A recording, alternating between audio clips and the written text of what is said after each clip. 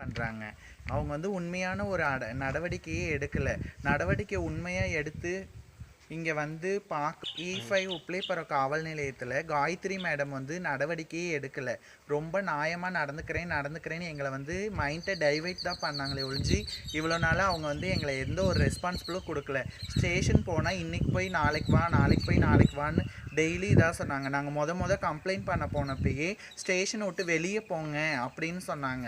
ரெண்டாவது வந்து எங்களை வந்து ஸ்டேஷனுக்குள்ளே போய் நாங்கள் கேட்க போகும்போது லாரி எரிஞ்சிருச்சா, பஸ் எரிஞ்சிருச்சா, இல்லை கார் எரிஞ்சிருச்சான்னு ஒரு நக்கலாக பேசினாங்க. இதெல்லாம் வந்து தமிழக அரசு வந்து காயத்ரி மேடமை கடுமையான கேள்விக்குறி வைக்கணும். நாங்கள் வந்து கேட்குறோம். காயத்ரி மேடம் வந்து எந்த ஒரு ரெஸ்பான்சிபிளும் எங்களுக்கு பண்ண மாட்டிக்கிறாங்க.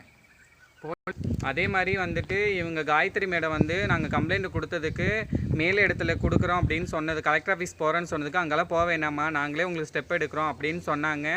அது மட்டும் இல்லாத தாசில்தார், விஓ இவங்கெல்லாம் வந்தாங்க, மேல் இடத்துல கொடுக்கணுமானதுக்கு இவங்க ஃபார்வர்ட் பண்ணிடுறேன்னு சொன்னாங்க. அது எதுவுமே பண்ண கிடையாது. கலெக்டர் ஐயா, நீங்கள் பார்த்தீங்கன்னா இந்த வீடியோவை கண்டிப்பாக எங்களுக்கு ஹெல்ப் பண்ணுங்கள். போட்டுக்கு துணிமணி இல்லாத, சாப்பாட்டுக்கு வழி இல்லாமல் கஷ்டப்பட்டுட்ருக்கோம். எங்களுக்கு நிவாரணத்துக்கு எதுனா உதவி பண்ணுங்கள்.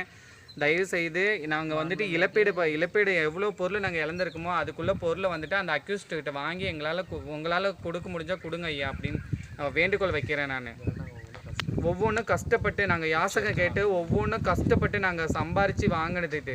ஏன்னா ஒவ்வொரு காசும் ஒவ்வொருத்தங்கிட்ட கை நீட்டி கேட்குற போது அதோட வலி வேதனை எங்களுக்கு தான் தெரியும். தாய் தப்புனை விட்டுட்டு அனாதையாக வந்து வாழ்ந்துட்டுருக்கோம். எங்கள் மடியில் எடுத்தாந்து கணத்தை வச்சுட்டு போயிட்டாங்க. இன்றைக்கி ரொம்ப வலியை அனுபவிச்சிட்ருக்கோம்.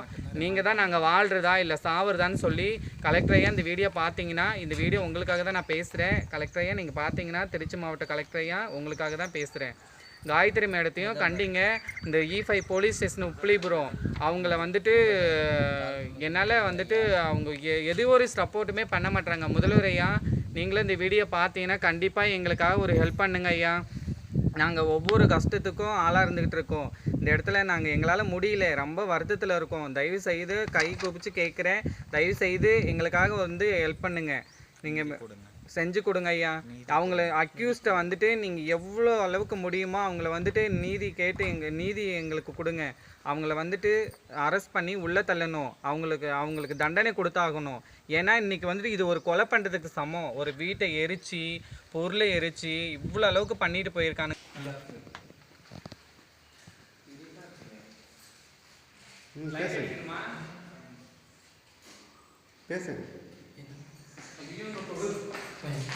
இந்த பாருங்க, இந்த வீடு தான் ஃபுல்லாக, இந்த வீட்டுக்குள்ளே தான் திங்ஸு, கட்டில் இருந்தது, இங்கே சோஃபா இருந்தது, இங்கே வந்துட்டு ட்ரெஸ்ஸிங் டேபிள் இருந்தது, இங்கேயே வந்துட்டு சோஃபா இருந்தது, இங்கே தான் பீரோ வச்சுருந்தோம்.